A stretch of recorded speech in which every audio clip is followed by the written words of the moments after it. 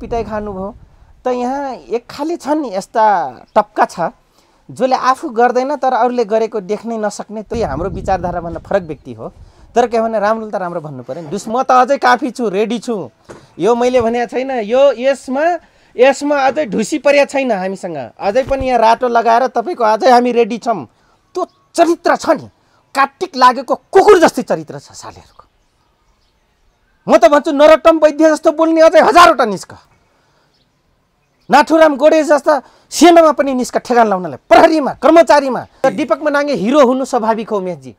गण्डकी प्रदेशका सांसद जति पनि छन् स्वास्नीको चुरा र लिपस्टिक लाएर हिँड्दा हुन्छ। त्यो प्रचण्ड जस्तो सिलगुरीमा लुकेर दुनियाँलाई बन्दुक बोका जस्तो ठाने छन्। ढिलो चाँडो इन्डियै हुने हो यो देश। ओहो, कडा पो बोल्नुभयो त। ढिलो चाँडो लेन्डुप डोर्जे बन्नमा कम्पिटिसन छ। त आज रोस्टममा एउटा विपक्षी दलको सांसदले भन्छ, त्यो पनि जनजातिको सांसदले भन्छ नाथुराम गोडेस बन्छु भनेर। अब मान्नुहोस् कहाँसम्म पुग्यो। यो गम्भीर विषय हो। फेरि किन डर लाग्नु? त्यस्ताले त हामीलाई बोल्न बाध्य बनाएको हुन्, अझै गर्न बाध्य बनाउनुहोस् त। अनि त्यसपछि श्रीमान गएपछि श्रीमती गएपछि संसदको रोस्टममा बसेर एउटा सांसदले यस्तो अभिव्यक्ति दिन मिल्छ?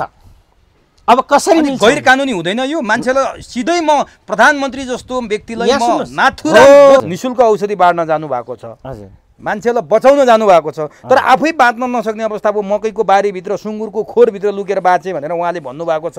पहिला हान्न सक्छौ भने हान न, तिम्रै घरभित्र छन् त्यस्ता नरोत्तम वैद्यले बोल्न बाध्यकारी बनाउने हिम्मत छ? महेश बस्नेत खाली गुण्डागर्दीको कुरा गर्छन् भने हिम्मत छ?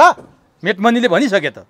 गण्डकी प्रदेशका सांसदहरू लिपस्टिक र चुरा लगाएर हिँड्दा हुन्छ। यही हो लानु चौधरीको सुझाव। आक्रमण गर्न मिल्दैन, साँच्चै आक्रोश हुनुपर्ने आवश्यकै छ। चौधरीजी, तपाईँलाई प्रेस नेपालमा हार्दिक स्वागत छ। हजुर नमस्कार, धन्यवाद।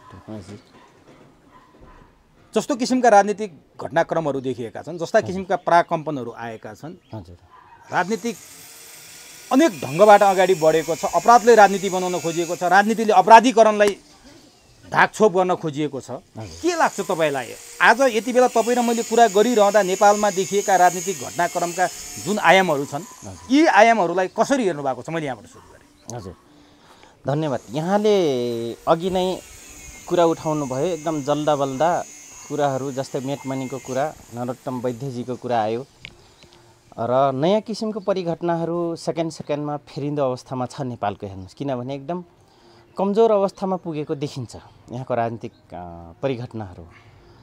अब म यहाँलाई नाथुराम गोडेसै हजारवटा जन्मिनुपर्छ भन्ने मेटमनी चौधरीकै एउटा प्रसङ्ग र त्यसैबाट राजनीतिक कहाँसम्म पुगेछ भन्ने म त्यहाँसम्म पुग्ने होला छु। यहाँले प्रश्न गरिहाल्नुभयो।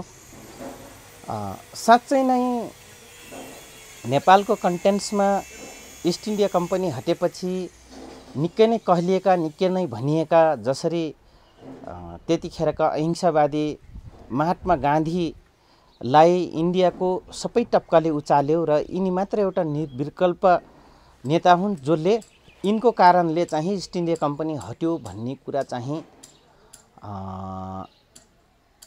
त्यहाँ भारतीय जनताहरूमा चाहिँ त्यो किसिमको मानसिकता थियो उमेशजी। तर एक पक्ष ढङ्गले म त्यसपछि हजारवटा नाथुराम गोडेस जन्मिनुपर्छ कि पर्दैन र हजारवटा महात्मा गान्धी जस्ता भित्रभित्रै काम गर्ने कतिजना छन् त्यो पनि म भन्न आउँछु। म यहीँबाट सुरु गर्छु उमेशजी। त्यसपछि गएर महात्मा गान्धी त्यसको खोल ओढेर भित्री रूपमा व्यक्तिगत धेरै गलत कुराहरू गरेको रहेछन्। हेर्नुहोस्, त्यति उनले मात्रै गरेका छैनन्। यो नेगेटिभ भन्दैछु, अहिले म लगट्टै पोजिटिभ भन्छु। उनका सापेक्षिक र के अरे पोजिटिभ र नेगेटिभ कुरा दुइटै भन्छु, सकारात्मक नकारात्मक। त्यसपछि गएर प्रधानमन्त्री जवाहरलाल नेहरू बनेपछि पनि उनले हजारवटा गल्ती गरे, इन्दिराको लागि गरे। अब नाथुराम गोडेस धेरैजना किन जन्मिनुपर्छ त भन्दाखेरि अब पोजिटिभ कुरा पनि यहीँनिर गरौँ, त्यसपछि फेरि नाथुराम गोडेस किन जन्मिनुपर्छ पर्दैन म नेपालतिर आउँछु। इन्डियाभन्दा पनि धेरै भूमिका बाँध्नुभन्दा पनि जस्तै उनलाई गोराहरूले पट्याउनु स्वाभाविक थियो, किन उनी लयर्स थिए। महात्मा गान्धी काला जातको लागि वकालत गरिराखेका थिए। हेर्नुहोस् है, र त्यो कालाजाटको वकालत गर्ने क्रममा उनलाई विश्वको कानुन र लेबर कानुनदेखि लिएर तपाईँको सामान्यतया मानव जीवनमा बाँच्न पाउने उसको नैसर्गिक अधिकारदेखि लिएर मानवीय संवेदनाभित्र रहेर बेसिक ल अथवा बेसिक राइट के थियो, अधिकारहरू के थिए, मानव सभ्यतामा बाँच्नुपर्ने, उसले पाउनुपर्ने, राज्य र नेसनले दिनुपर्ने के थियो, उनले वकालत गरिरहेको थियो उमेशजी। हेर्नु, त्यस कारणले गर्दाखेरि उनलाई चाहिँ हाई हाई गरेका हुन् भारतीय जनताले। यसमा दुई मत थिएन र एउटा सामान्य भगत सिंह जस्ता तपाईँको होइन चन्द्रशेखर बोस जस्ताको हैसियत त थिएन त्यहाँसम्म गएर तपाईँको कराउनु, तर महात्मा गान्धीको थियो, कराउनु भयो, उहाँले लेगेसीपूर्वक उहाँले वकालत गर्नुभयो, त्यस कारणले यो सकारात्मक कुरा हो। त्यस कारणले महात्मा गान्धी बनाइयो र धर्मसँग पनि जोडिएर राख्यो होइन, त्यो कुरा पनि सकारात्मक थियो। अब अहिले नेपालको कन्टेन्समा जो हिजो आजकै मात्र रोस्टममा वैद्यजीले भनिदिनु भयो म मार्छु भनेर, तर त्योभन्दा अगाडि त्यो नाथुराम गोडसेले महात्मा गान्धीलाई गोली हानेर मारेका कुराहरूमा जसरी भारत विभाजन हुँदाखेरि पाकिस्तान भन्यो नि, त्यो चाहिँ महात्मा गान्धीकै कारण हो भनेर आरोप लगाएर गोडसेले महात्मा गान्धी पनि हो, महात्मा गान्धी पनि हुन् एउटा कारण, एउटा जवाहरलाल नेहरू पनि हुन्। हेर्नुहोस् कारण के थियो भन्दाखेरि यही धार्मिक कुरा सामुदायिक कुरा लिएर नै झगडा भएको हो, जसरी हाम्रो नेपालमा हुँदैछ हो। त्यसरी चाहिँ महात्मा गान्धीको गोडसेले हत्या गरिसकेपछि बागमती प्रदेश सभाको बैठकमा हजुर नरोत्तम वैद्य जो काङ्ग्रेसका सांसद हुन्, हजुर नेवार समुदायका मान्छे पनि हुन्, हजुर उनले जुन अभिव्यक्ति दिए नि, हजुर नाथुराम गोडसेको आवश्यकता पर्यो, ओलीले देश बेच्न लागे, देश खान लागे, देश सिद्धाउन लागे, कोही त जन्मियो, यदि कोही छैन भने म नै नाथुराम गोडसे हुन्छु भने त हत्या गर्छु नै भने होला नि। हजुर त्यो साँच्चैकै त्यो अवस्थामा पुग्नुपर्ने स्थितिमा पुर्याएका थिए र केपी ओलीले? त्यो स्थिति पुर्याएका त छैनन्। हुन त अब अहिले यसो हेर्नुहुन्छ भने त्यस्तो महात्मा गान्धीले गरेका भन्दा घातक त यहाँ धेरैजनाले गरेछन्। त्यसैले त मेटमणि चौधरीले भन्नुभयो 100जना नाथुराम गोडसे जन्मिनु छ भनेर। अब म तपाईँले भन्छु 1000पल्ट जिउँदै आत्मा मर्नु र साँच्चै नै भौतिक रूपले आत्मिक रूपले भौतिक रूपले नै सिद्धिनु फरक विषय हुन्छ। हेर्नुहोस् होइन, यो एउटा डेथ अफ पोइन्टको फिलोसफी हो या सर्भाइभ थ्योरीको एउटा फिलोसफिकल एकदम गम्भीर प्रश्न हो। हेर्नुहोस् है, यो मर्न जो कोही पनि डराउँछ, त्यसैले त त्यसलाई मार्छु भनेर डराउने गरिन्छ मान्छेलाई। हेर्नुहोस् होइन, जो साँच्चै नै शाश्वत छ त्यो व्यक्ति फेरि मर्नमा त डराउँदैन, या त मूर्ख डराउँदैन या त ऊ शाश्वत छ भने ऊ डराउँदैन। हेर्नुहोस् उमेशजी, अब वैद्यजीले हिजो भन्नुको कारणै के हो भने यो संविधानमा पाउनुपर्ने उनले अथवा विपक्षी दलले निभाउनु पर्ने भूमिकाहरू संविधान तह, सेपरेसन हुन पाउने संविधान तह, फरक बेन्चमा गएर छलफल गर्नु पाउने संविधान तह, ती सबै कुरालाई घुमाउरो पाराले केपी कमरेडले चाहिँ ब्यान गरेको अवस्था देखिन्छ अहिले पार्लिमेन्टमा। हेर्नुहोस्, र उहाँको आसेपासे पनि झन्डै दुईटै क्यारेक्टर भएका मान्छे छन्। नाथुराम गोडसे जस्ता डाइरेक्ट नमार्ने कि आत्मा 1000पल्ट मार्ने, धेरै खुराफाटी गर्ने, साम्प्रदायिक हिसाबले पनि मान्छेले चाहिँ लेबलिङ लाउने जुन उनको आसपासको सल्लाहकार छन् त्यति मात्रै छैन। त्यो त अब माधव कुमार नेपाल कमरेडतिर पनि त्योभन्दा डोब्बर छन्, प्रचण्ड कमरेडकोतिर पनि डोब्बर छन्। हेर्नुहोस् है, अब त्यो त धेरै नेम लिस्ट लिने भने 1000वटा पुग्छन्, 601जना त त्यो छँदैछन्। हेर्नुहोस्, त्योभन्दा तिनलाई पठाउने पनि महाचुटियाका चौखट छन् त्यहाँभित्र। हेर्नुहोस् है, त्यसैले एउटा सिधा मान्छेले अथवा विपक्षी पार्टीको एउटा सांसदले भनिदियो ट्रङ्गित भयो है। र म त के भन्छु भने वास्तविकतामा उहाँले ठिकै भन्नुभयो, प्रसङ्ग नमिलेको हुनसक्छ। तपाईँ पनि नाथुराम गोडसेको आवश्यकता छ भन्ने ठान्नुहुन्छ? नेपालको या कम्युनिस्ट पार्टीको या प्रजातन्त्रको नाउँमा प्रजातान्त्रिक पार्टीको या राजाको नाउँमा कहिले जेठ असार लागेको छ्यापारा जस्तो हुने प्रजातन्त्र भनाउने प्रजातन्त्रका उहरू अधिकारको नाउँमा एक अर्कालाई फेरि कमैया देख्ने र पुच्छर लाउने मधेसवादीको यी सबै, अनि त्यसैमा जेठ असार लाग्यो अब त रङ फेर्नुपर्छ भनेर जनजाति आदिवासीहरूको नेतालाई हेर्नुहुन्छ भने मेटमणि चौधरीजीले 100वटा मात्रै नाथुराम गोडसे देख्नुभयो। म त भन्छु सेनालाई मार्न पनि 100भन्दा धेरै निस्किनुपर्छ, किन त्यहाँभित्र पनि जनरल कर्णेलले धेरै नाथुराम गोडसे खोजिरहेका छन्। प्रहरीभित्र त्यतिकै छ, कर्मचारीभित्र त्यतिकै छ, गाउँ समाजलाई तपाईँको गाइडलाइन्स गर्ने त्यस्ता धेरै छन्। हेर्नुहोस्, अनि राजनीतिकमा त भनिदिए आज उनले, एउटा सोझो थारूले त्यसको फिडब्याक दिदियो, एउटा सोझो नेवारले भनिदियो पार्लिमेन्टमा रोस्टमभित्र। आक्रोश हेर्नुहोस् त उनको साँच्चीकै साँच्चै आक्रोश हुनुपर्ने आवश्यकै छ। अस्तिसम्म लानुराम चौधरी पागल हो भनेर कमेन्ट्स गर्ने तपाईँहरूकै मिडियामा छन्, त आज रोस्टममा एउटा विपक्षी दलको सांसदले भन्छ, जनजातिको सांसदले भन्छ नाथुराम गोडेस बन्छु भनेर। अब मान्नुहोस् कहाँसम्म पुग्यो। यो गम्भीर विषय हो। फेरि हल्का साथ कसैले नल्याउँछ। फेरि अर्को थारूको उसैसँग पार्टी भएको, एउटै पार्टीको उसैले पुर्याएको मेटमणि चौधरी म थारू कल्याणकारिणी सभा र विद्यार्थी समाजमा सँगै उपत्यकामा काम गरे हो। उमेशजी सँगै काम गरे हो, तर उहाँ एमाले अन्तर्गत हुनुहुन्थ्यो।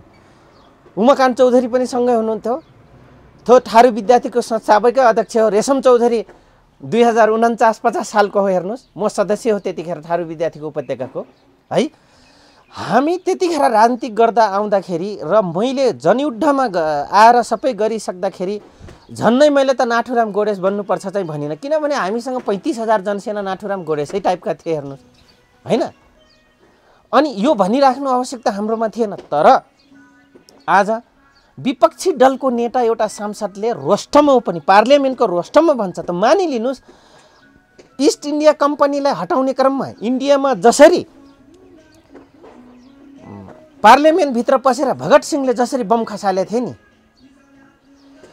त्यो सिनारियो अलि फरक थियो। हेर्नुहोस् है, त्यतिखेरको इस्ट इन्डिया कम्पनीको। तर अहिले 21औं शताब्दी भएको कारणले गर्दाखेरि हाम्रो आज कमसेकम रोस्टममा एमएलएले भन्यो, तर त्यहाँ एउटा रिभोल्युसनरीले पसेर त्यसरी गरेको थियो भने यहाँ चाहिँ खुद विपक्षी दलको नेताले रोस्टममा उभिएर भन्छ भने यहाँ अब नेपाली जनता अध्ययनहरूले तपाईँ हामी सबै जानकार राख्ने सबले यो बडा गम्भीर विषय हो र गम्भीर प्रश्न हो भने बुझ्दा हुन्छ र देश कता जाँदैछ भने अब प्रश्न चिन्ह खडा हुने बेला भयो। जस्तो काङ्ग्रेसका नरोत्तम वैद्यले जुन कुरा राखे नि, हजुर, त्यो एउटा उनको व्यक्तिगत आक्रोश थियो कि त्यो साँच्चीकै आवश्यकता थियो? नै व्यक्तिगत आक्रोश त होला उमेशजी, होइन, त्यो त देखिन्छ। एउटा जनजातीयमा यो किसिमको त देखिन्छ। बाहुन छेत्री भइदिएको उहाँले काङ्ग्रेसको संस्थागत त होइन नि त्यो, किनभने काङ्ग्रेसले नै काङ्ग्रेसको संस्थागत होइन, किन काङ्ग्रेसले यो स्वीकार्दैन। आत्मआलोचना गर भनेर भनिसक्यो उनले। मैले शर्माजीको पनि, उहाँको प्रवक्ता, नेपाली काङ्ग्रेसको प्रवक्ताको पनि बिहानै मैले हेरेँ विज्ञप्ति उहाँको, र हामी भनेका छौँ भनेर उहाँले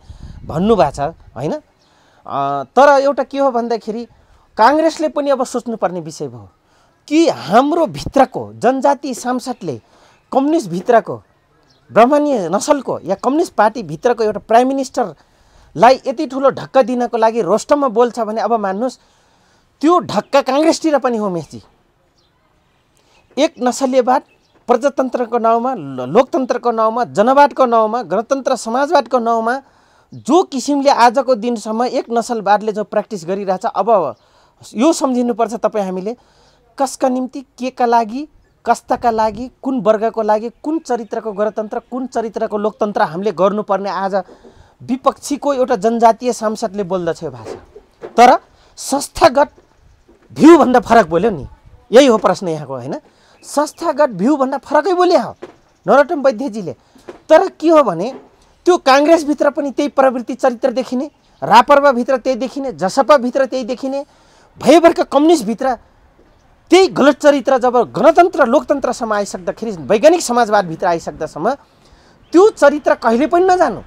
अब नयाँ आउने नेताहरूलाई, युवा पुस्तालाई पनि त्यही बाजेले बुवाले गरेका पातकी काम, समाजप्रति अनुत्तरदायी क्रियाकलाप गर्ने जब स्कुलिङ कोर्स गर्दै गए र त्यो संस्था हस्तान्तरण भयो, जेनेरेसन हेन्डओभर भयो, पुस्ता हस्तान्तरण भयो, त्यसको त्यही नै बिहेभ देखिरहेछ।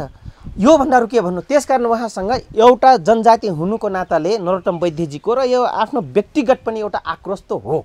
यो कुरा नेपाल कम्युनिस्ट पार्टीका सबै नेता भन्दा पनि, तर म भन्छु काङ्ग्रेसले पनि यो ढक्का हो, काङ्ग्रेसले पनि बुझ्नुपर्छ। संसदको रोस्टममा बसेर एउटा सांसदले यस्तो अभिव्यक्ति दिन मिल्छ? मिल्छ। अब कसरी मिल्छ? गैर कानुनी हुँदैन यो? मान्छेलाई सिधै म प्रधानमन्त्री जस्तो व्यक्तिलाई म नाथुराम गोडसे भनेर हत्या गर्छु भन्न पाइन्छ? म तपाईले धाराका धेरै त्रुटि भन्छु, अथवा नेताका धेरै पुरानो कुरालाई त्रुटिपूर्ण भन्छु। यस कारणले भन्छु नरोत्तम वैद्यले हिजो पार्लियामेन्टको रोस्टमभित्र भन्छन् भने विपक्षी नेताको हुनुहोस् अहिले म तपाईँले भन्छु 601 जना भेराका बठानहरू 2064 सालमा इलेक्टेड भएर आएपछि sharing power implement represent win power अथवा we are all one nation, one Nepalese community, one view, one guidelines. Win democracy, good democracy, scientific democracy. भनेर जब छलफल गर्ने 601 भित्र आज त्यो केपी ओलीले टिकापुरको घटना बापत शब्द बोलेछन्। नेपाल सरकारको मिडियामा आएर सुरुवालको नरा फुकालेका छन् शेरबहादुर देव। त्यो के हो? आज नरोत्तम वैद्यले यिनको गलत चरित्रको क्रियाकलापको विरुद्धमा आज संस्थागत बाहिर गएर बोल्दाखेरि यिनलाई यत्रो पिन्च पर्छ। आज त्यो पुलिस आर्मी त्यो कर्मचारीले भन्छु त्यसो भए तिमीले दैनिकी सलुट हान्ने तर नेता करेक्सन हुनुपर्छ कि म तपाईँलाई आउँदैछु। म यहाँले प्रश्न गर्नु होला पहिला सुरु करेक्सन कहाँबाट गर्ने? म अघि नै भन्दैछु तपाईँलाई कि बाजे पातकी थियो, बाउले पनि पातकी काम गर्यो, अब आउने नयाँ पुस्ता नातिले पनि पातकी काम गरिरहेछ राजनीतिक रूपमा। त्यो यो पातकीको सन्तान सधैँ पातकी काम गर्ने या उमेशजी त्यसलाई सुधार गर्ने पुस्तामा गएर सुधारात्मक किसिमले राजनीति गर्ने या जनतालाई नयाँ पुस्ता या देशलाई जहिले पनि अग्रगमनमा लाने यिनीहरू जन्मेदेखि नै प्रतिगमन छ। एकचोटि होइन सधैँ प्रतिगमन छ, 1000पल्ट प्रतिगमन छ। तर के भन्छन् उनको विरुद्धमा बोलेपछि अरूले प्रतिगमन देख्छन्, ऊ अग्रगमन भइहाल्छन् उनीहरू। तपाईँले यति भन्नुभएको छ नि, जे कुरा गर्नु भएको छ नि, हजुर नरोत्तम वैद्यले यो कुरा बोलिसकेपछि नेकपा एमालेका नेता कार्यकर्ताले नरोत्तम वैद्यमाथि आक्रोश पोखेका छन्, उनलाई समातेर पक्राउनु पर्छ भनेका छन्, मुद्दा लाएर जेलमा कोट्नुपर्छ भनिरहेका छन्। महेश बस्नेतले केपी ओलीको लागि महेश बस्नेत एउटा व्यक्ति भनेर के हुँदैन। महेश बस्नेत कमरेड साँच्चै नै कम्युनिस्ट हो भने म अनुरोध गर्न चाहन्छु नेकपा एमाले भित्रका त्यो साइबर ठाइबर सेना किन नहुन्, युथ फोर्स किन नहुन्, माओवादी केन्द्रका वाइसेल र हाम्रा भूतपूर्व जनसेना किन नहुन्। पहिला म अनुरोध गर्छु र औँलट्ठरी हुन चाहन्छु ए कमरेडहरू जसलाई हामी रगतको आहुति दिएर देशलाई बर्बादीतिर लम्ब्याएर अग्रगमनतिर होइन प्रतिगमन पुस्दै नि प्रतिगमनको लागि जसलाई हामी अगाडि बढायौँ र तिनले 1000पल्ट होइन लाखपल्ट प्रतिगमनका भाषा प्रतिगमनका वर्ग चरित्र प्रतिगमनका प्रत्येक क्रियाकलाप गरिरहेछन्। तिनले पहिला नरोत्तम वैद्यलाई बोल्न बाध्य बनाउने तिनी हुन्, पहिला तिनले ठेगानमा लाउनुहोस्, अर्को नरोत्तम वैद्य बन्दैन। त्यसपछि गएर मेटमणि चौधरी जस्तोले 1000वटा के अरे 100वटा आउनुभन्दा अगाडि सुन्नुहोस्, महेश बस्नेतले हामी ओलीको लागि मर्न र मार्न तयार छौँ, सडकमा प्रतिशोधको भावना उत्पन्न होला, ख्याल गर्नुहोस्। उहाँ त कार्यकर्ता हो भन्ने अधिकार छ, उमेश बस्नेतजीको भन्ने अधिकार छ। म पनि कुनै दिन हामी पनि कुनै दिन माओवादी केन्द्रका नेता सुप्रिम कमान्डरको लागि मर्न र मार्न हिँडेकै हो होइन। यसमा दुई मात्र होइन, यो त पुरानैदेखि प्र्याक्टिस छ। जनमुक्ति सेना बिपी कोइरालालाई पनि गठन गर्नुभएको थियो उतिखेर हेर्नुहोस् होइन। यो ठुलो कुरो होइन, देशको लागि नेपाली सेना र प्रहरी मर्न हिँडेको छ। तर नरोत्तम वैद्य माफी माग्न तयार हुनुभयो, 24 घण्टा बित्दा नबित्दै माफी माग्नु पर्ने रहेछ भने त्यस्तो गल्ती त्यो संसद त्यो सम्माननीय माननीय जनताले निर्वाचित गराएर पठाएको व्यक्तिले रोस्टममा गएर त्यसरी बोल्न मिल्थ्यो त? आखिर माफी त माग्नु रहेछ नि, भावनामा आएर नरोत्तम वैद्यले मागे ठिक छ, उहाँको राम्रो कुरा हो, माग्नु उहाँको विद्वत हो। अब उमेश बस्नेत कमरेडतिर लागौँ अनि के अरे महेश बस्नेत कमरेडतिर लागौँ, धम्क्याउन मिल्छ त त्यसरी? एउटा राजनीतिक कार्यकर्ताले त्यसरी त्यो टोले गुन्डा जस्तो बोल्न मिल्छ? त्यो पनि एउटा प्रश्न भयो। एक अर्को कुरो उमेश बस्नेत कमरेडलाई म अझै पनि अनुरोध गर्छु, नरोत्तम वैद्य जस्तो बोल्न बाध्यकारी बनाउनको लागि उहाँले आफ्नो नेताहरूलाई सबक सिकाउनु पर्यो कमरेड।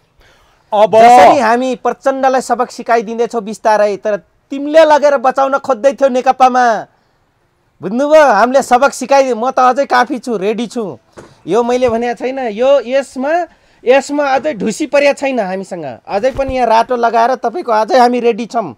तर प्रचण्ड प्रतिगमनकारी, केपी प्रतिगमनकारी, महेश बस्नेत जस्ता प्रतिगमनकारीहरू तिमी मुले थारू के गर्छौ भने कम्युनिस्टको नाउँमा सुरुमा के भएको थियो रसियामा डुमा डिजल भइसकेपछि रसियामा के भएको थियो पढे छौ कि छैन फिलोसफी मार्क्सवाद लेनिनवाद रसियनले उसको त्यो पनि म पढ्न र अनुरोध गर्न चाहन्छु किनभने 10 चोटि फेल भएर क्याम्पसमा तपाईको सभापति लड्नलाई मात्र राजनीति गरे हैन उहाँहरूले त्यही गर्नुभएको छ 10 पल्ट फेल भएर क्याम्पस नछोडेर तपाईको राजनीति गर्नलाई जहाँ पेपर छोडेको मान्छे उहाँहरूको पुस्तिनी सबै त्यस्तै छ चाहे त्यो कांग्रेसमा होस् चाहे रापरपामा होस् चाहे तपाईको एमालेमा होस् जसपामा होस् या अन्य दलमा होस् उहाँहरूको पुस्तामा नपढिकन भर्ना गर्ने राजनीति गर्ने के गर्ने त क्लासमा लेक्चरलाई क्लास पनि लिन नदिने गुण्डागर्दी गर्ने यो किसिमले गुण्डागर्दी गर्न मिल्छ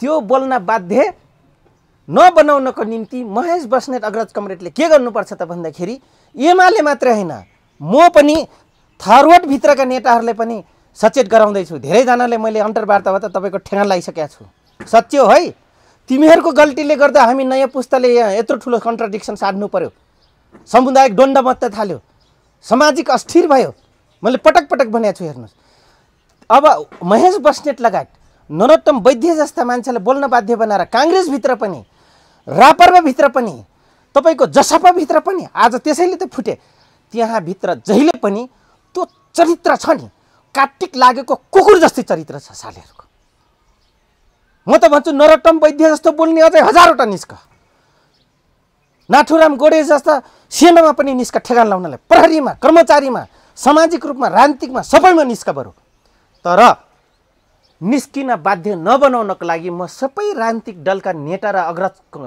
कमरेड अग्रज दाजुहरूलाई अग्रजहरूले म नमस्कार गर्छु कि यो अवस्था अब नबनाम अब वेल डेमोक्रेसीको अभ्यासमा जाम गुड सिस्टमको लागि पक्ष र विपक्षको विवादमा फसौँ नाकि मारको विवादमा नफसौँ अब नि हजुर नरोत्तम वैद्यले त आत्मालोचना गरे फिर्ता ल्याए भावनामा गए भने पार्टीले नि निर्देशन दियो लिए हजुर हजुर ठिक छ कांग्रेसका थिए एमालेहरू खनिए हजुर अब एमालेकै सांसद हजुर मेटमणि चौधरी अघि पटक पटक तपाईले कुरामा ल्याउँदै हुनुहुन्थ्यो हजुर स्वयं आफ्नै घरभित्रको दाजुभाइले नै हजुर भव्य स्वागत गर्यो नरोत्तम वैद्यलाई अझै 100वटा जन्मिनुपर्छ तपाईँ मात्रै होइन 100वटा के अरे नाथुराम गोडसेको जरुरी छ हजुर भनेर स्याबासी पो दियो आफ्नै पार्टीको अध्यक्षलाई अनि फेरि दुवैजना जनजातिका भए अरू जातिकाले त विरोध गरिरहेछन् है नरोत्तमले फिर्ता लिनुपर्छ भनिरहेछन् तर एउटा जनजातिलाई अर्को जनजातिले साथ दिनु यो संयोग मात्रै हो अथवा के हो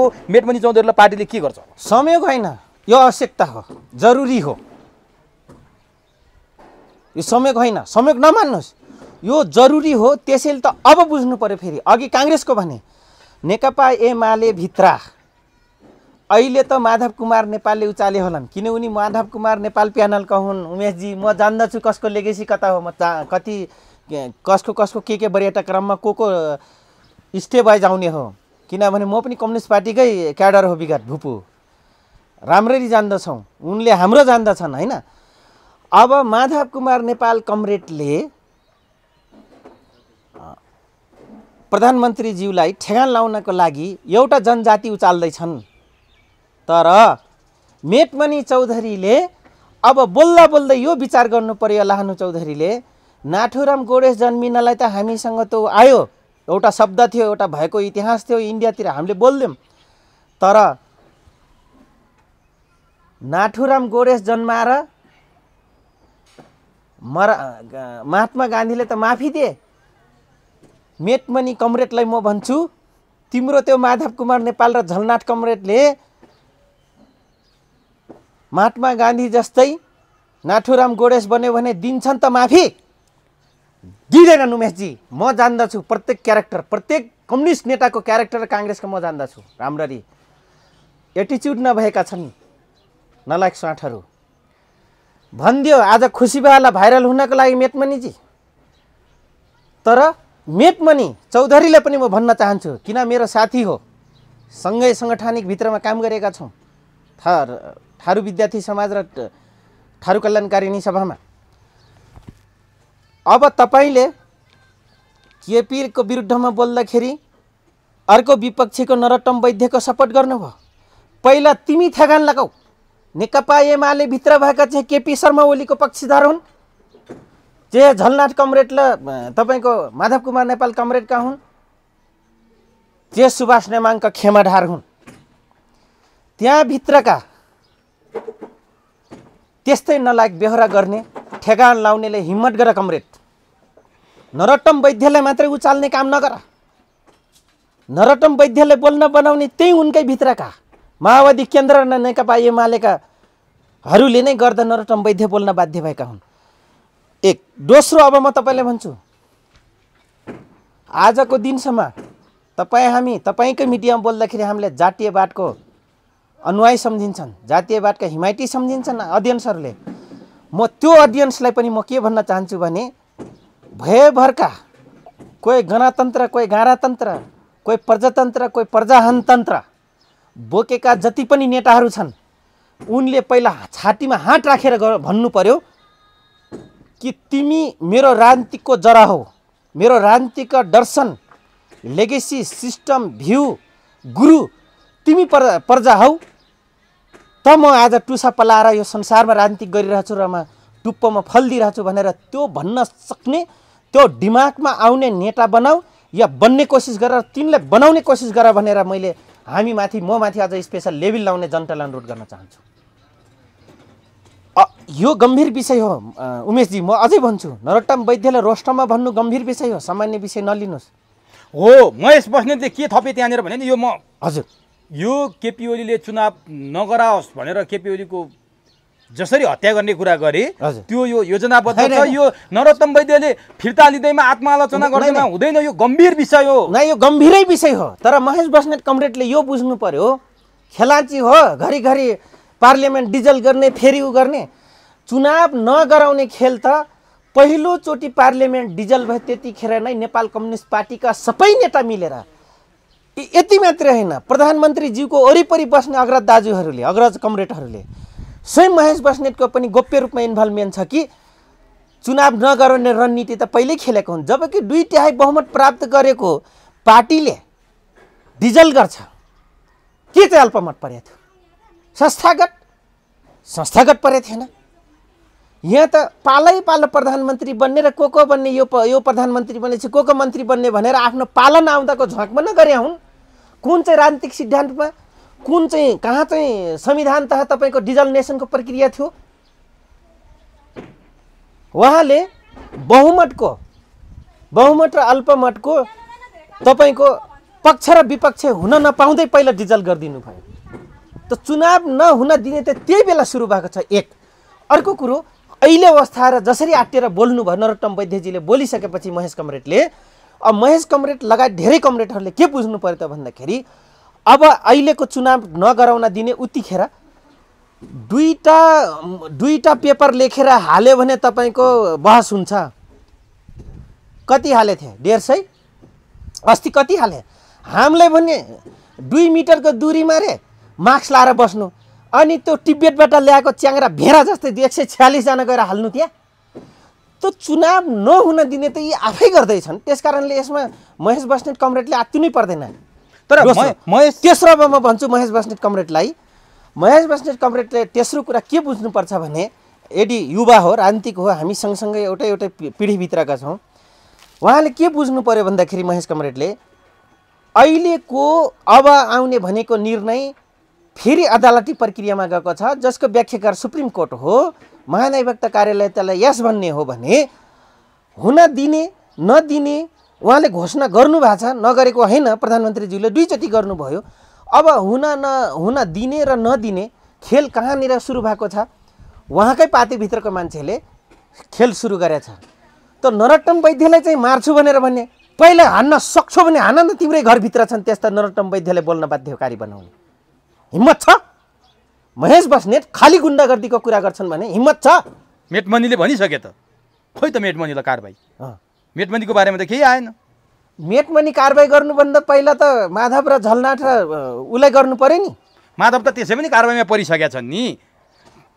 त्यस्तो कारबाही होइन, हिम्मत छ भने अर्कै कारबाही गर्ने। जो थर्ड लेभलले एउटा टोले गुण्डाले भाषा बोल्छ नि, त्यो किसिमको भाषा बोल्ने एउटा पार्टीको क्याडरले भाषा बोल्नु हुँदैन। प्रजातान्त्रिक धारमा बोकेको हो। हामी कहिले काहीँ बोलिदिन्छौँ, किन बोलिदिन्छौँ? अझै पनि हामी माथि जङ्गली भनेर आरोप लगाइन्छ, बोलिहाल्छौँ होइन। तर उहाँकोमा त्यो होइन, किनभने युथ फोर्स त के अरे युवा सङ्घ भनेको त नेकपा एमालेको बहुत सिद्धान्तबद्ध तरिकाले आएको हो नि। मैले त त्यो मान्थेँ, म त त्यो मान्थेँ उमेशजी। के उहाँ गृहमन्त्री बन्न पाउनु भएन, उहाँले गुट परिवर्तन गर्नुभयो, महेश बस्नेत आक्रोशित हुनुहुन्छ केपी ओलीप्रति भन्ने समाचार सार्वजनिक भइरहेको थिए।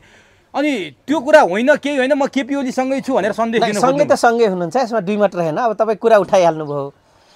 महेश बस्नेतजी ठ्याक्कै पाउनुपर्ने एउटा नजिकको पात्रको कारणले गर्दा प्रधानमन्त्रीज्यूको, त्यसपछि त्योभन्दा अगाडि उमेरको हैसियतले प्रोटोकली तपाईँको पर्यटक्रमको हिसाबले पनि सङ्गठनिक हिसाबले गोकुल बास्कोटाजी हुनुहुन्थ्यो, सञ्चार मन्त्री पनि भइसक्नु भएको।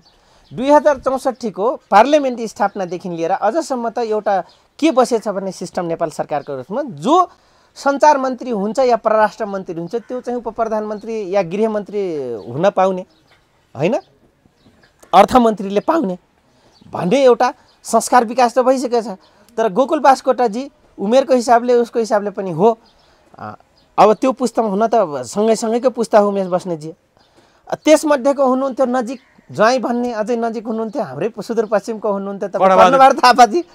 यहाँ 3टाजनाको कुरा बाझेपछि र 3जनालाई पेलानपेल अब प्रधानमन्त्रीजीलाई भइसकेपछि खगराज अधिकारी कमरेडले त पाउनु स्वाभाविक थियो। हेर्नुहोस् होइन, त्यो लडाइँमा खगराज अधिकारी कमरेडलाई चाहिँ गृह मन्त्रालय प्राप्त हुन पुग्यो। अब त्यो महेश बस्नेत कमरेडले त अब उतातिर फेरि रिस पक्ने कुरा भएन नि त। आन्तरिक सङ्गठनभित्र लेगेसी पावर मिलाउने क्रममा, चेक ब्यालेन्स मिलाउने क्रममा त कामयाबी हुनुपर्छ। हुन त उहाँमा त्यो म देख्दिनँ, उहाँमा शुद्ध लठैटपन, उहाँको पटक पटक किन अस्ति त्यो अपहरण काण्ड पनि लठैटपन एउटा टोले गुण्डाले गरे चाहिँ उहाँले गर्नुभयो, जो कि उहाँ भविष्यको देश हाँक्ने। तर तपाईँले यति भन्दाखेरि तपाईँले डर लाग्दैन? तपाईँले अति भन्नुभयो, नरोत्तम भन्दा कम त भनिरहनु भएन तपाईँले पनि।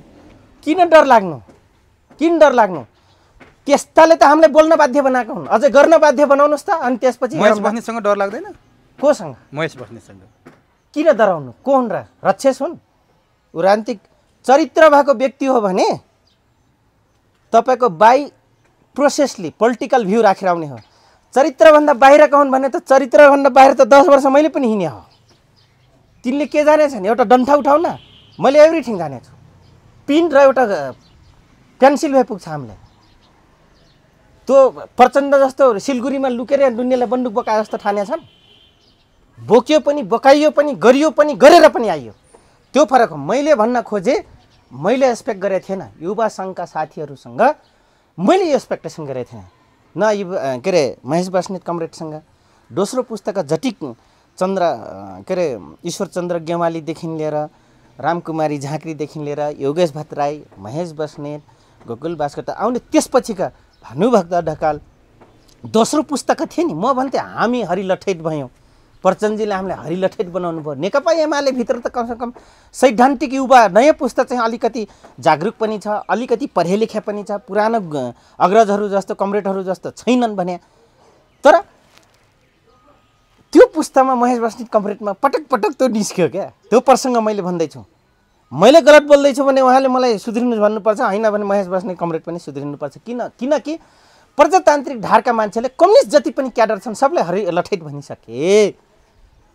सबले त्यो मार र ठोक मात्रै हुन्, यिनीहरू चाहिँ एमालेको फोर्स हुन्, चाहे त्यो वाइसिएल हुन्, चाहे माओवादीका अन्य जनसेना हुन् भनेर त्यो लेबिल लाउँछन्। किन विश्वले पनि त्यही नजरले हेर्छ उमेशजी, उहाँले पनि बुझ्नुहुन्छ, महेश कमरेडले पनि बुझ्नुहुन्छ। अब ठिक छ, यो त नरोत्तम वैद्यले बोलिसकेपछि उत्पन्न भएको तरङ्गको बारेमा हामीले छलफल गर्छौँ। अर्को एउटा घटना घट्या छ। हजुर, ज्ञानेन्द्र साई तपाईँ चिन्नुहुन्छ नि? हजुर, सामाजिक अभियन्ता। हजुर, तपाईँ सुदूरपश्चिमको, उहाँ पनि मध्यपश्चिमको जुम्लातिरको हुनुहुन्छ, कर्णाली प्रदेशको। अहिले हजुर उहाँ पटक पटक चर्चामा आउनुहुन्छ। अहिले सामाजिक काम गरिराख्नु भएको छ, उहाँ राहत बाँडेर जिल्ला जिल्लामा जानुभएको छ, औषधि अक्सिजन बाँड्दै जानुभएको छ। सुर्खेतमा यसअघि पनि ज्ञानेन्द्र साई कुटिएपछि देशभरि चर्चा भयो, चितवनमा कुटिए त्यो पनि चर्चा भयो, पुल्चोकमा पत्रकार सम्मेलन गर्दा गर्दै लखेटिए, लछार पछार गरिए त्यो पनि चर्चा भयो। गत साल राहत बाँड्दै हिँड्दा पनि ज्ञानेन्द्र साई पक्राउ परे। यसपटक ज्ञानेन्द्र साईमाथि साङ्घातिक आक्रमण भयो भनेर चर्चा परिचर्चा भइरहेको छ। सामाजिक सञ्जालहरूमा ज्ञानेन्द्र साई रोको फोटो सार्वजनिक भइरहेको छ, राहत बाँड्दा मुसल भएका फोटोहरू आइरहेछन्। के लाग्छ तपाईँलाई, किन ज्ञानेन्द्र साईमाथि पटक पटक किन आक्रमण हुन्छ?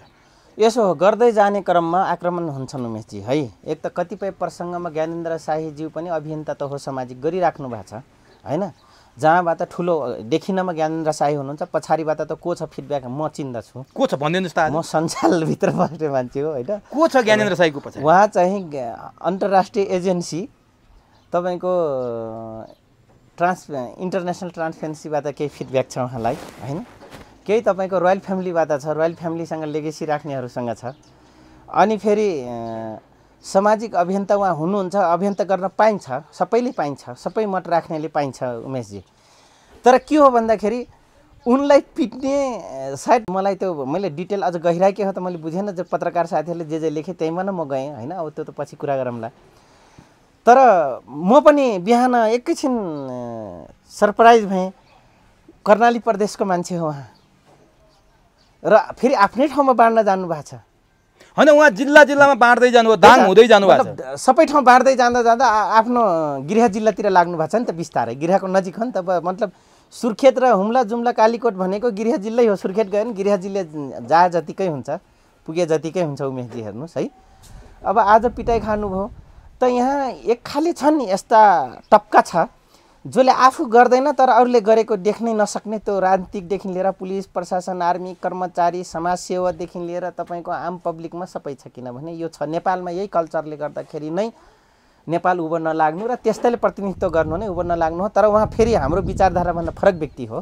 तर के भने राम्रो त राम्रो भन्नु पर्यो नि। दुश्मनले गरेको काम पनि म चाहिँ राम्रो भन्नु। तर मैले भन्न खोजेँ उहाँ मान्छे बचाउन भनेर जानुभएको छ। निःशुल्क औषधि बाँड्न 70-80 लाखको औषधि बोकेर आएको छु भनेर उहाँले भनिरहनु भएको छ। निःशुल्क औषधि बाँड्न जानुभएको छ, मान्छेलाई बचाउन जानुभएको छ। तर आफै बाँच्न नसक्ने अवस्था अब मकैको बारीभित्र सुँगुरको खोरभित्र लुकेर बाँचे भनेर उहाँले भन्नुभएको छ। उहाँका साथीहरू रक्ती मुसल भएका छन्। मैले ड्राइभरलाई विशेष देखेँ होइन, अलिकति मानवीयता हुँदैन भने मान्छेमा। नै मानवीयता त तपाईँ मान्नुहुन्छ भने मानवीयता त नेपालमा धेरै छ पनि छैन पनि। तर नेपाली दाजुभाइमा प्रत्येक समाजभित्र बहकाप धेरै छ।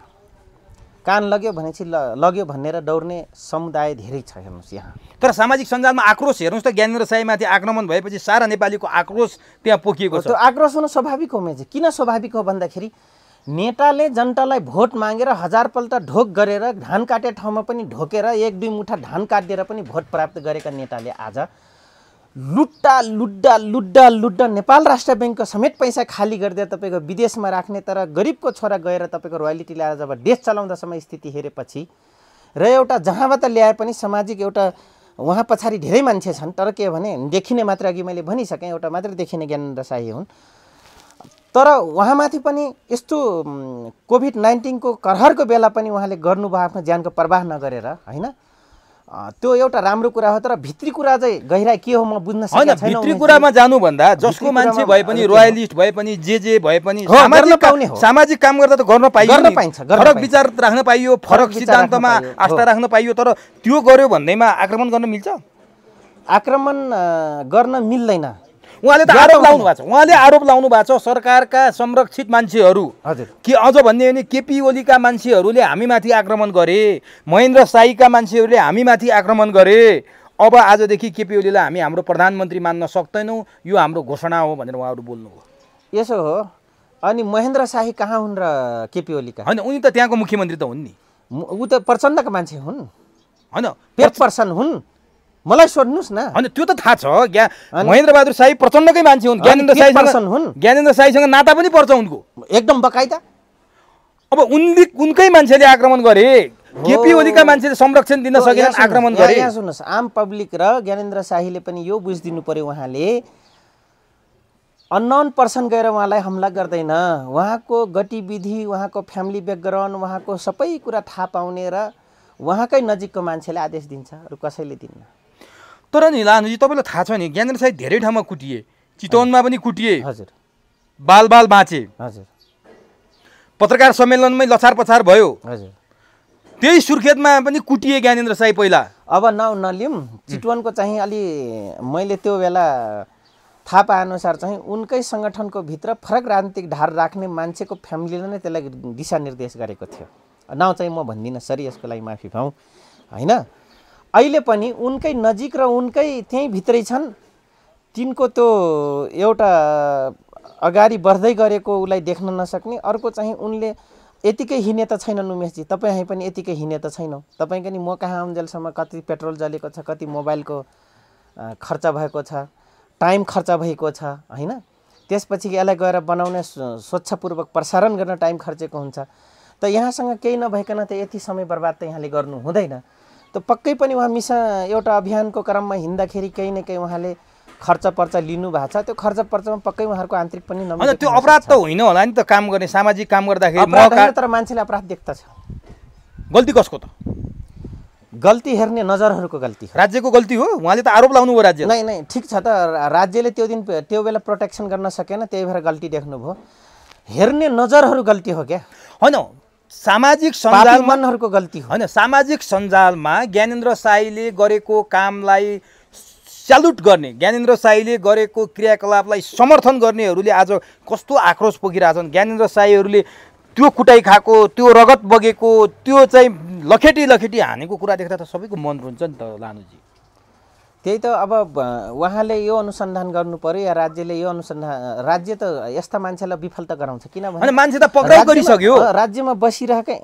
त्यही त अब त्यो पक्राउ गर्दाखेरि बयानमा त भन्छ नि को बात हो। मैले यति मात्रै जान्न खोजे हो कि त्यो राज्यबाट संरक्षित अथवा महेन्द्र शाही प्रचण्डहरूबाट संरक्षित उनीहरूले चलाएका मान्छे हुन सक्छन् कि कुनै पनि राजनीतिको एट्याचमेन्ट नभइकन, संरक्षित नभइकन एउटा अभियन्तामाथि जाइ लाग्दैन उमेशजी, सिधा कुरा हो। भनेपछि ज्ञानेन्द्र शाही पपुलर हुन लाग्यो, ज्ञानेन्द्र शाही चर्चित हुन लाग्यो भने राजनीतिक दलका नेताहरू डराएका तर्सिएका हुन्।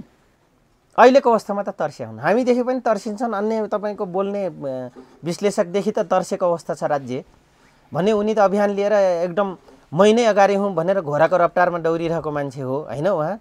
त्यसकारण उहाँसँग मेरो व्यक्तिगत कुनै पनि छैन। मलाई व्यक्तिगत के भन्न चाहनुहुन्छ त ज्ञानेन्द्रजी? तर के हो भने ज्ञानेन्द्र शाहीजी जस्ता धेरैजना अभियन्ता जन्मिनु पनि भएको छ, गर्नु पनि पर्छ। भोट मागेर नलायक काम गर्ने राजनीतिक दलका जुकाहरूभन्दा त सर्टेन टाइम भए पनि ज्ञानेन्द्र शाही जस्ता धेरै अभियन्ताहरू ठिकै गर्नुभएको छ। ल ठिक छ। अब यो सुरुमा नरोत्तम वैद्य, महेश बस्नेत सम्झ्यौ, ज्ञानेन्द्र शाही सम्झ्यौ, अब एकचोटि दीपक मनाङे पनि सम्झ्यौ नि त पोखरातिर। हजुर। पोखरामा पृथ्वी सुब्बा गुरुङ अल्पमतमा परे, पदमुक्त भए। हजुर। उनीले मन्त्री बनाएका थिए दीपक मनाङे। दीपक मनाङेको परिचय मैले दिइरहनु पर्दैन, तपाईँले नि भनिरहनु पर्दैन। म नजिकको मान्छे होइन, मतलब उनको फ्यामिली ब्याकग्राउन्ड थाहा पाउँछु। उनले त्यति मात्रै होइन, उहाँको बारेमा तपाईँले जनयुद्धकालका केही कुराहरू पनि सार्वजनिक रूपमा निर्देशित, म पनि निर्देशन झन्नै पालन गरेको थिएँ। केही गलत कम्प्रोमाइज भएन, सही कम्प्रोमाइज भएको हो। तर म उहाँको बारेमा तपाईँले प्रश्न गरिहाल्नुभयो। उनको एउटा कुरालाई म मान्न चाहन्छु। एक दिन के भने मलाई ठमेल चलाएर हेर त, ठमेल चलाएर हेर, म गुन्डा हो तर ठमेल चलाएर हेर। जहाँ विश्वभरिको पर्यटनहरू त्यहाँ छन्, विश्वभरिको डलर कमाइ हुन्छ, डलरको सबभन्दा ठुलो चहलपहल हुन्छ, भयभरको अपराधी त्यहीँ संरक्षित बसेर भएर क्राइम गरेर जान्छन्। तर को आयो आएन घटना भयो भने त्यो मूल्य स्वाठे 16 खुट्टेको डिएसपीलाई थाहा हुँदैन, त्योभन्दा अगाडि इन्फर्मेसन उनलाई थाहा हुँदो रहेछ, दीपक मनाङेलाई। तर फेरि थाहा हुन्छ त्यहाँको डिएसपीलाई 16 खुट्टेको त्यो स्वाठेलाई। तर घटना घटेपछि बल्ल म जान्छु अनि पो पैसा बार्गेनिङ पाउँछ भनेर लागिरहन्छ त्यहाँको इन्सपेक्टर र त्यहाँको डिएसपी। टिल्ना अहिलेसम्म। अस्ति भर्खरै सरुवा भयो त एकजना हो, त्यो गतिविधि जो रोल्पामै बसेर आथे ती डिएसपी हो। नै त्यहाँ अटोमेटिक बनाइन्छन्। हनुमान ढोकामा त्यो किसिमको एसएसपीहरू धेरै आउने गरेछन्। एउटा ससुरोको आडले चिफ बनिदियो, सर्वेन्द्रनाथ खनाल भन्ने चिफ भएर गुन्डा गर्दै गर्न जान्छ साले। अर्को स्वाठे नवराज सिलवाल सांसद बनिया छ, म आउँदैछु, यस्तै यस्ता पात्रको भएपछि किन धम्की नखानु भन्ने कुरामा फेरि म नरोत्तम वैद्य कहाँ आउँछु। त्यसपछि गएर अर्को स्वाठे हे नाटै पर्छन् मेरो जिल्ला ससुराली जिल्लावासी भएको कारणले। रमेश खरेलको पनि त्यस्तै टाइपको थियो, अलिकति गुन्डा गर्दिने। त्यो गुन्डालाई दीपक मनाङेलाई ठपडन बनाउने यिनै पात्र हुन् जसको मैले नाम लिँदैछु उमेशजी। आज फेरि मलाई हान्न पुगे प्रसङ्गमा। अनि नरोत्तम वैद्य जस्ता बोल्छन् आतिर। त्यो राजनीतिकभित्र पनि त्यही दिमागका छन्, पुलिस प्रशासन र कर्मचारीभित्र पनि त्यही बुद्धिका छन्। जो एकजना रेग्मी थिए, मेरो कमेन्ट्स गरेका थिए, जसले योजना आयोगमा अध्यक्ष हुँदाखेरि सबभन्दा बढी भ्रष्टाचार गरेछन्। अहिले त्यही कर्णाली प्रदेशमा मुख्यमन्त्रीलाई गाइडलाइन गर्ने व्यक्ति बनेको छ त्यो रेग्मी। नामै भनिदिनु न त। अब नाम नभन्नु, रेग्मी छन्, सबलाई थाहा छ। हेर्नुहोस् कहाँ मेरो पनि घुमौरो पाराले उहाँसँग मेरो पारिवारिक लिङ्क हो। कहाँ रेग्मी हुन्? ती पश्चिमकै रेग्मी हुन्। जसले थारूलाई तिनले अर्को मान्छे देख्दैन त्यो मान्छे, किनभने ऊ बर्दिया, कैलाली, कञ्चनपुर र सुर्खेतमा बेसरी कमैया राखेर कमलरीहरूलाई तथा नाम गरेको व्यक्ति हो। शोषक समान्ती परिवार ब्याकग्राउन्डबाट आएको हो, तर आज नेपाल सरकारको योजना विभागमा पर्न गयो त्यो मान्छे। मतलब मैले भन्न खोजेँ कर्मचारीमा त्यस्ता त्यस्ता छन्। अनि अब आउँ दीपक मनाङ्गे। अनि दीपक मनाङ्गे कौन सा राजनीतिक र कौन सा सिद्धान्तको के बात ऊ बात यो सिद्धान्तको कहाँ मान्छे थियो र? अनि त्यसपछि गएर बोकेर हिँडेपछि एमाले र के अरे माओवादीले हामी जस्तालाई हाम्रै कमरेडको गलत आचरणको व्याख्या विश्लेषण गरिदिँदा चाहिँ जनसेना त मूर्खलाई पठाउने। अनि त्यस्ता मान्छे चाहिँ राजनीतिकमा आएर सांसद लिनको लागि हात घर यस्तो गुहार नजाने, अनि त्यस्ताले यिनको पछाडि लाट नहाने मेरो बाउले हान्छ कि तपाईँको बाउले हान्छ? तर नि त्यो तपाईँले ठमेलको सबै जानकारी राख्ने, हजुर, जहाँको डिएसपीले थाहा हुँदैन मनाङ्गेलाई थाहा हुन्छ, उनको परिचय सबैलाई थाहा छ भन्ने मान्छे हजुर गण्डकी प्रदेशको सरकार बनाउन त महत्त्वपूर्ण भूमिका उनको पो देखियो। अहिले त गृह मन्त्रालय माग गरेर बसिरहेको हो। त अब सुन्नुहोस्, गण्डकी प्रदेशका सांसदहरू लिपस्टिक र चुरा लगाएर हिँड्दा हुन्छ। यही हो लाग्नु चौधरीको सुझाव। दीपक मनाङ्गेको शरण पर्नु, त्यो मूल्य पृथ्वी सुब्बा गुरुङ त्यो साले जनजातिले ढाँटे जस्तो हो, भिजिटिङ कार्ड छ। त्यो कुन संस्थामा थियो भनेर मसँग सिडिओ कार्यालयमा मेरो संस्था मैले उ गर्दाखेरि अडिट बुझाउँदाखेरि भेट भएको थियो तिन, त म चिन्थेँ। त्यो दिन चाहिँ अलिक गहिरो रूपमा काठमाडौँ सिडिओ कार्यालयमा पृथ्वी सुब्बा गुरुङसँग मेरो जनजातिको हैसियतले कुराकानी गऱ्यौँ क्यान्टिनमा बसेर। आज उनी मुख्यमन्त्री बस्दा मैले बधाई पनि दिएँ, तर उनले रिप्लाई गरेन। मतलब हजारौँ कति रिप्लाई गरून् होइन, बिचरा ठिकै थिए। जब दीपक मनाङ्गेलाई मन्त्री बनाउन्जेलसम्म र आज उनी अल्पमत पर्दा दीपक मनाङ्गेले चाहिँ गृहमन्त्रीको दावामा बल्ल तिमीलाई म मुख्यमन्त्रीको ठाउँ दिन्छु भनेर माग्छ भने गण्डकी प्रदेशका सांसद जति पनि छन् स्वास्नीको चुरा र लिपस्टिक लाएर हिँड्दा हुन्छ। कुनै पनि सैद्धान्तिक नभएका व्यक्तिमा यो आपत पर्छ।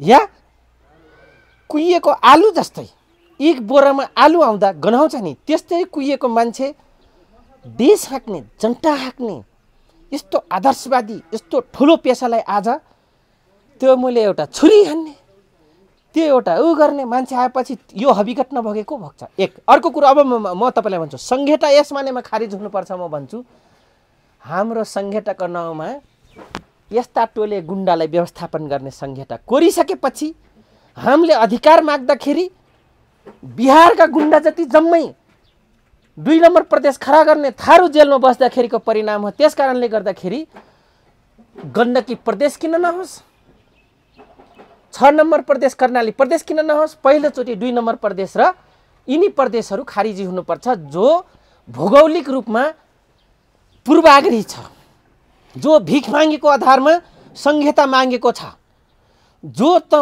भैस आजदेखि त मुख्यमन्त्री भैस भने त आधे पादे गैरे औरे बौरेलाई जो मुख्यमन्त्री बनाउन र सबलाई बनाउन खल्टीका त्यो भाट खुवाउनेहरू ड्राइभरहरूलाई सबलाई जो सांसद बनाउने जो नीति आएको छ नि समानुपातिक, यो धारा पनि खारिज हुनुपर्छ। सँगसँगै संहिता खारिज हुनुपर्छ। म तपाईँको आज मिडिया त बेचोरसँग भन्छु, यो क्रिटिकल अवस्था हेर्दाखेरि 7वटा प्रदेशमा थारूले नपाउने अधिकार माग्दा संहिताको टुक्र्याउने भनेर जुन यातना दिए थारूलाई मानसिक रूपले र शारीरिक रूपले र जेलमा राखे, हिम्मत छ भने एक नसलवादीहरू हिम्मत गरेर आज 5 नम्बर के अरे 5वटा संहितामा जाउँ र यो संहिता जम्मै खारिज हुन जाउँ। अब दीपक मनाङ्गेले सरकार बनाउन महत्त्वपूर्ण फ्याक्टर गरे। पृथ्वी सुब्बा गुरुङका मन्त्री हुँदाहुँदै उनी गायब भए। हजुर, पृथ्वी सुब्बा गुरुङले विश्वासको मत माग्दा उनी विश्वासको मत दिन आएनन्। उनी उनको मन्त्री थिए, उनको अन्डरमा थिए। हजुर, उनी एकाएक गायब भए। खोज्दै जाँदा त डाक्टर बाबुराम भट्टराईसित थिए भन्ने कुरा अब सार्वजनिक भयो त फेरि कहाँबाट कहाँ जोडियो। गणेश लामा त्यही पुगे। गणेश लामा पक्राउ परे। यो देश कसले चलाएको छ? हो त डाक्टर बाबुराम भट्टराई जस्ता, त्यही भएर त मैले नक्ली पिएचडी छ यो मान्छेको भनिदिएको थिएँ मैले जीवनमा। क्या पिएचडीको यहीँ छ, देखाउनु पऱ्यो भने अहिले धेरै धारामा भनिदिन्छु। दीपक मनाङे गुन्डालाई र उसलाई भनौँ गुन्डा उनीले पनि गाली गरेका हुन् नि, उनकै भाषा हो नि, उनीहरूकै भाषा हो नि गुन्डा भन्ने दीपक मनाङेलाई बनाउने एउटा त्यही चुच्चे सिपाही, रोस्टमबाट भन्ने त्यही चुच्चे अर्को राजनीतिज्ञ भनाउँदोले भनिरहेको अवस्थामा तर अहम भूमिका खेल्दैछन् दीपक मनाङे। मेरो व्यक्तिगत तर्फबाट उनलाई बधाई छ, तर राजनीतिक सिद्धान्त गलत हो त्यो। तर यी नलायक भेजाहरूको प्रजातन्त्रको नाउँमा, गणतन्त्र लोकतन्त्रको नाउँमा जो गलत चरित्र गर्दैछन् जनताका भोट लिएर, फेरि दीपक मनाङेको हैसियतमा सबैको हैसियत हो, त्यो बाबुराम भट्टराईको किन नहोस्, केपी ओलीको किन नहोस्, माधवको किन नहोस्, झलको किन नहोस्, तो उसको किन नहोस्, सुभाष नेमाङको किन नहोस्, राजेन्द्र महतो किन नहोस्, महन्ता ठाकुरको किन नहोस्, उपेन्द्र यादवको किन नहोस्, किनभने यिनीहरू सब थर्ड लेभल ब्याकग्राउन्डबाट आएका चरित्र भएका व्यक्ति हुन्। हुन त त्यो हुने खानेको छोराहरू नि यिनीहरू सबै, तर बिहेभ जो छ नि, चरित्र छ नि, त्यो चरित्र थर्ड लेभल छ। अब यदि दीपक मनाङे हिरो हुनु स्वाभाविक हो उमेशजी, एउटै वरियता क्रमका हुन्, नेपाली जनताले यो बुझ्नुपर्छ। अब नि त्यसकारण दीपक मनाङेलाई गुन्डा भनेर गाली नगरौँ आजदेखि, नगरौँ आजदेखि अनुरोध गर्न प्रदेश प्रमुखले जसरी विद्या भण्डारीले काठमाडौँमा सरकार नबनाएर सरकार बनाउन जाँदा शेरबहादुर जाँदा केपी जाँदा बनाइदिनन् र यो अवस्था आयो, त्यसै गरी प्रदेश प्रमुखले पृथ्वी सुब्बा गुरुङको ठाउँमा अर्को कुनै व्यक्तिलाई मुख्यमन्त्री नबनाइदिएपछि के हुन्छ पोखरामा? उनी त पदमुक्त भए, विघटन मरेपछि डुमै राजा। उमेशजी मरेपछि डुमै राजा, पृथ्वी सुब्बा गुरुङ नभए पनि अरू हुन्छ, एबिसी कुनै व्यक्ति हुन सक्छ। तर केपी ओली नभए पनि यहाँ शेरबहादुर देउबा हुन त सकेनन् नि।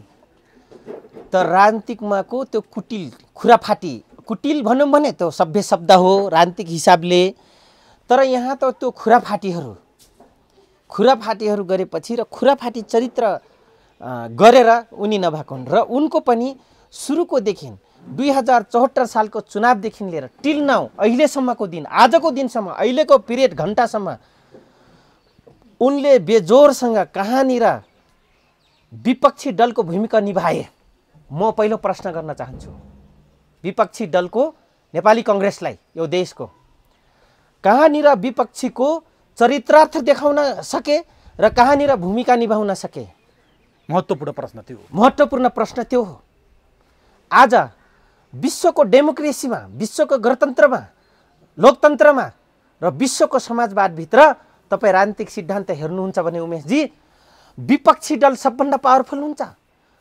तर यो देशमा हराएको गधा चाहिँ चुटाइ खान्छ विपक्षी दल, नेपालको कन्टेन्ट्समा, नेपालको पार्लियामेन्ट व्यवस्थाभित्र, संसदीय व्यवस्थाभित्र, र हारेको कुकुर चाहिँ पुच्छर चप्काएर भाग्नुपर्ने हुन्छ, हराएको गधा चाहिँ पिताई खानुपर्छ, हारेको कुकुर चाहिँ भाग्नुपर्ने हुन्छ यो देशमा। अनि के को विपक्षी दल? अब म अन्तिम भिसाको सिंह चाहिँ हुनु पर्यो। अन्तिमतिर छु लानुजी। हजुर, यदि सबै कुरा भइरहँदा केपी शर्मा ओलीले पछिल्लो पटक गरेको मन्त्रीमण्डल पुनर्गठनमा बादलको श्रीमती नयनकला थापा जो गृहिणी जोरसँग प्रश्न उठाउनु भयो, धन्यवाद, जो गृहिणी भएर घर बस्नु भएको थियो, हिजो महिला आयोगको अध्यक्ष भइसकेपछि उहाँ राजनीतिक पर्दामा कहीँ पनि हुनुहुन्थेन। हजुर, गृहिणी जस्तै हुनुहुन्थ्यो। उहाँ श्रीमान हट्यो, श्रीमती मन्त्री, श्रीमती हट्यो, रघुवीर महासेठको जुली महतो हटाएर रघुवीर महासेठ मन्त्री। अर्को कुरा, तपाईँकै क्षेत्रतिरका नारद मुनि राणा जो आर्जु देउवालाई हराएका थिए, हजुर, उनी मन्त्री भए, उनको रातो पासपोर्टको विषयमा र बहुविवाहको विषयमा मुद्दा चल्या छ भन्ने सुनिन्छ। यस्ता पात्रलाई केपी ओलीले मन्त्री बनाउनु पर्ने बाध्यता के थियो? केपी ओली मात्रै होइन, दुईचोटि हारिया ठाउँमा माधव कुमार नेपाललाई पनि त प्रधानमन्त्री बनाउने यहीँका यही हैनन्, यही स्वाठे हैनन्।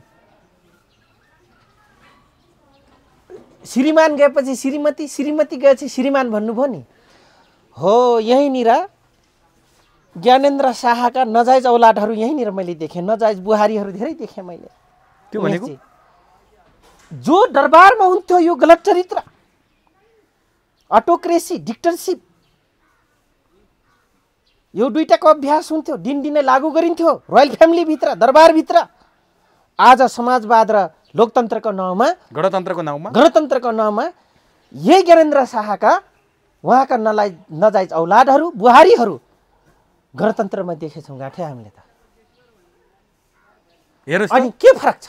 श्रीमान हट्यो श्रीमती, श्रीमती हट्यो श्रीमान। तर म भन्न चाहन्छु, चाहे त जुली महतो हुन्, चाहे अनिल कुमार झाका डाक्टर डिम्पल झा हुन्, चाहे नयनकला थापा हुन् हाम्रा अग्रज गृहमन्त्री बादलको एउटा श्रीमानको पछाडि श्रीमतीको पनि बराबर लगानी हुन्छ राजनीतिकमा। तर राजनीतिक चरित्र भएको व्यक्ति चाहिँ हुनुपर्छ।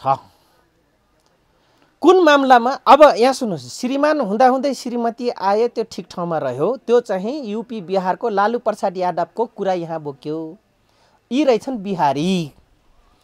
लालु प्रसाद यादव 25 वर्ष रेल मन्त्री, सबभन्दा डुबेको संस्थान रेल मन्त्रालय थियो, तर इलेक्ट्रिकसम्म चाहिँ पुर्याउनु भयो उहाँले, लालु प्रसाद यादवजीले। राबरी देवी यादवलाई फेरि उहाँले बनाउनु भयो उमेशजी, सरी। त्यसपछि गएर त्यो बिहारी राजनीतिक हाम्रो नेपालमा घुस्यो। अब तर एउटा सराहना विषय के छ भने एकल महिला भइसकेपछि हाम्रा अग्रज बित्नुभयो, अचानक दुर्घटना गरेर रविन्द्र अधिकारीज्यूको राष्ट्रपति विद्या भण्डारी मदन कमरेड बित्नु भएपछि, त्यसपछि गएर योभन्दा अगाडि धेरै कमरेडहरूको शहादत भयो, बित्नुभयो उहाँहरू आइसकेपछि, होइन? बन्नुभयो त के हो भने जनताले जनमत दिएर ल्याउनु स्वाभाविक कुरा हो। अब म तपाईँले भन्छु, रघुवीर महासेठ कमरेडको अनिल कुमार झा मित्रै हुन्, फेरि हामी मित्रै हुन्, गृहमन्त्री जसको म सहायक भएर बसेँ, होइन? तर नयनकला थापाको लगानी छैन, डिम्पल डाक्टर झा के अरे डाक्टर डिम्पल झाको लगानी छैन म भन्दिनँ। तर लगानी छ भन्दैमा रघुवीर महासेठको जुली महतोजीको लगानी छैन म भन्दिनँ उमेशजी। श्रीमान सँगसँगै हुन्छ। मेरै घरमा पनि म यसरी बसिराख्दाखेरि बिमला चौधरीको पनि त्यतिकै महत्त्व छ न, होइन? तर मेरो स्पेस खाली भएपछि पो बिमला चौधरीको आयो, या बादल कमरेडको स्पेस खाली भएपछि पो नयनकला भाउजू आउनु पर्यो त। अनिल कुमार झा गएपछि डाक्टर डिम्पलको आउनु पर्यो, खाली भएपछि जुली महतोजीको उहाँहरू आउनुभयो। हिजोको जनयुद्धमा लाहानु चौधरीको योगदान छ, थुप्रै मान्छे मरेका छन्, थुप्रै छ। तर समाजवाद, गणतन्त्र, लोकतन्त्र 3 करोड जनताको छ यहाँ लगानी। समाजवाद, लोकतन्त्र, गणतन्त्र भनेको श्रीमान हटेर श्रीमती आउने हो कि त्यो पार्टीको अरू निष्ठावान कार्यकर्ता आउने हो? निष्ठावान कार्यकर्ता हो त हो। त्यही त त्यो राबरी देवी र लालु प्रसाद यादव भन्दा फरक रहेनछन्।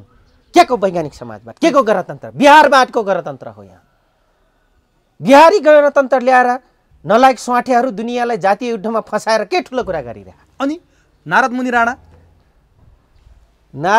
राणा त एउटा त दुईटाको कुरा हेर्नुहोस्। किन कुरा म तपाईँले भन्छु, नारद मुनि राणा के अरे राणा ठारू नेकपा एमालेका कार्यकर्ता हुन्, उनको लगानी छ। तर रातो पासपोर्ट त छ नि। रातो पासपोर्टको काण्ड जो कूटनीतिक नियोग काण्ड हो, जोक्सको विषय होइन। आज त्यो रातो पासपोर्ट र बहुविवाहको मुद्दा भएका जो फौजदारी अभियोग लागिसकेपछि हुनु हुँदैन भन्छ भने, आज फौजदारी अभियोग लागेको मान्छेले मिनिस्ट्री दिन्छन् भने त्यो सुराकी भनेर गाली गर्ने त्यो खर्का खलासी लक्ष्मण खर्का पनि त अगाडि हुनु पर्थ्यो नि त। न ठिक छ, यो मन्त्रीको बारेमा कुरा उठाउनु। अब अन्तिमतिर छु। हजुर, राजेन्द्र महतो महन्त ठाकुरहरू नागरिकता अध्यादेश 2078 देखेर त्यसमा ललिपप जस्तो मानेर हरियो घाँस देखेर सत्तामा गएका थिए। हजुर, सर्वोच्च अदालतले त कार्यान्वयन नगर भनेर आदेश दियो, त्यो त छैन। हजुर, अब के गर्छन् राजेन्द्र महतो र महन्त ठाकुर र राजेन्द्र महतोले थारूलाई फेरि मधेसको कमैया देख्ने, पर्वतीयले पनि त्यही कमैया देख्ने, मधेसीले पनि त्यही कमैया देख्ने। म त खुसी छु। तर म खुसी छु, यसमा नै म खुसी छु। तपाईँ बेजोरसँग यो प्रश्न उठाइदिनु भयो, जवाब दिन पाएँ, धन्यवाद यसको लागि। थारूलाई देखाएर सट्टामा पुग्यो र चुच्चे कालो भए पनि चुच्चे देख्ने, जनै लाएको जो देख्यो र अर्को जनै लाउनेले गाइडलाइन सर्वोच्च अदालतमा गरिरहेको थियो, एउटा कार्यपालिका एउटा न्यायपालिकामा। दुईटै चुच्चेको म चाहिँ मध्य बनेर ठेकेदार बनेर थारूले गोरु बनाएर सट्टाको लिप्त जुन हुन्छु भन्थ्यो नि, बेजोरसँग मधेसी नेताहरूले झापर पाए। यसको लागि लाहानु चौधरी गरौँबित ठान्दछ आफूलाई। तर महन्त ठाकुरले त भने यसरी नागरिकता अध्यादेशले रोक्दाखेरि स्थिति भयावह हुन सक्छ है देशको भनेर। अब के सुन्नु, अब म तपाईँलाई खुसी बेजोडले हुनुभयो। महन्त ठाकुरको नागरिकता कहिले रोकेछ? राजेन्द्र महतो आफ्नो बुवाभन्दा अगाडि नागरिकता लिएका छन्। यस्तो हुन्छ, त्रुटिपूर्ण हुन्छ। हुन त हुन्छ है नेपालमा फेरि। किन हुन्छ भने नेपालका कर्मचारी यस्ता छन्, म तपाईँलाई भनिदिन्छु। हाम्रै कैलालीमा एउटा घटना घटाए, छोराको 44 वर्ष राखिदिए, बाउको 22 वर्ष राखिदिए थियो।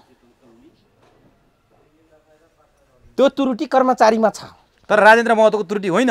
राजेन्द्र महतोको त्रुटि होइन, त्यो राज्य सट्टाको त्रुटि हो, त्यतिखेर पञ्चायतको त्रुटि हो, त्यो खेर पञ्च प्रधानको त्रुटि हो, अञ्चलाधीशको त्रुटि हो। तर भयावहको चेतावनी दिए, के हुन सक्छ अब? के भयवाह हुनु? भयवाह सधैँ भइरहेको हो नि यो नेपालमा। ढिलो चाँडो इन्डिया हुने हो यो देश। ओहो, कडा पो बोल्नुभयो त। ढिलो चाँडो ल्यान्डुप डोर्जे बन्नमा कम्पिटिसन छ। कोही कर्मचारी भएर ल्यान्डुप डोर्जेको भूमिका निभाइरहेछन् त, कोही मन्त्री भएर त, कोही समाजसेवी भएर त, कोही त यो जात ऊ जात भनेर ल्यान्डुप डोर्जे बन्न खोजिरहेछन् त। के ठुलो मान्नुहुन्छ तपाईँ? त्यसो भए म अन्तिममा एउटा प्रश्न सोध्छु लामजी। तपाईँसँग थुप्रै अन्तर्वार्ता गर्यो, धेरै मान्छेलाई गाली गर्नुभयो, आक्रोश व्यक्त गर्नुभयो, त्यो दर्शक भएको घटना पनि हो, दर्शकका लागि अत्यन्तै अभिरुचि पनि भयो। तर सधैँ एउटा खड्किने प्रश्नमा आज सोधिदिन्छु। हजुर, तपाईँ बोल्नुभयो, हजुर, समस्याको चाङ थुपार्नुभयो, हजुर, समाधान के हो? तपाईँ के चाहनुहुन्छ? गणतन्त्र, लोकतन्त्र, राजतन्त्र, के को लागि तपाईँ यसरी बोलिरहनु भएको छ भन्ने प्रश्न उठिरहन्छ, भनिदिनुहोस् त। यहाँ सुन्नुहोस्, समस्याको चाङ त यिनले बनाए हुन्, मैले समस्याको चाङ क्याटेगोरियली मैले नाम भनिदिएको हुँ। समाधान के हो त? तपाईँ के चाहनुहुन्छ? समस्या समाधान के हो भन्नुभयो? हामीले खोजेको गणतन्त्रभित्रको पनि वैज्ञानिक समाजवाद। तपाईँको चाहना त्यही हो? त्यो चाहना भनेपछि विप्लवसँग मिल्दो रहेछ त अनि? विप्लव त फेरि उनको माथि विप्लवको अर्कै समस्या हो। म विप्लवको समस्या तपाईँलाई भनिदिन्छु। तपाईँ त्यही बेलको मान्छे हो र त्यही नाटाभित्र जोडिएको व्यक्ति हो र भेगीय हिसाबले अर्को हो। विप्लवजीको समस्या जनार्दन शर्मा कमरेडसँग हो, विप्लवको समस्या वर्षमान पुन कमरेडसँग समस्या हो भेगीय हिसाबले। त्यसमा प्रोटोकली साङ्गठनिक हिसाबले नमिलेपछिको उहाँको समस्या हो। त्यसपछि रोयल फ्यामिलीसँग एट्याचमेन्ट र ठकुरी हुनुको नाताले उहाँसँग समस्या हो। मेरो भनेको मलाई थारू भनेर लग्यो, मेरो जागिर मैले बेलायती संस्थामा जागिर गर्दा गर्दै लाँदा तिमीले के भनेको थियौ 2012 बुधे सहमतिसम्म र 2064 को चुनावसम्म आउन्जेलसम्म तिमीले के भनेको थियौ त्यो पुरा किन गरेन भन्ने मात्रै हो मेरो चाहना। या त यो गरेनौँ भने विन विनको 3 करोड नेपाली जनताले वाह भन्ने एउटा यस वी हामी हाम्रो तपाईँ हामी भन्ने एउटा चाहना किन राखेनौ त? तिमी थारू, तिमी मधेसी, तिमी दलित, तिमी यो भनेर फेरि विकराल समस्या थप्ने काम यिनले गरे। यो समस्या त उनले थपे, त्यसैले त मैले सब समस्याको चाङलाई भेरिफाई गरिदिएँ र सबै समस्याको चाङलाई डाइसेक्सन कसरी समाधान हुन्छ? समाधान एउटै हो। पुरानो पुस्ताबाट तपाईँ हामीले खोज्दैछौँ समस्याको समाधान भने बिग्रेको बाजे कहिले पनि समस्या समाधान गर्दैन के, त्यो भरे बेलुका अस्टाउने सूर्य हो के। त्यस कारणले त्योसँग नखोजौँ। समस्याको समाधान नयाँ युवा पुस्तालाई, डिजिटल युगको पुस्तालाई, वैज्ञानिक पुस्तालाई र विश्वको सामु उभिन सक्ने, गर्व गर्न सक्ने लोकतान्त्रिक गणतान्त्रिक समाजवाद अझ खुल्ला प्रजातन्त्रको हामीले चाहना गरेको हो। त्यो नै समस्या हो र पूर्ण रूपले जनतालाई भ्रम नपारिकन सही व्यक्तिको चुनावी प्रक्रियाबाट राज्यारोहण, राज्य सट्टामा ल्याउनु, व्यवस्थापिकीय संसद प्रणालीमा ल्याउनु नै समस्याको समाधान हो। हस् लालजी, हस्, समय दिनुभयो, अत्यन्त महत्त्वपूर्ण धन्यवाद। राखिदिनु भयो, यसको लागि हार्दिक धन्यवाद। हस्, धन्यवाद।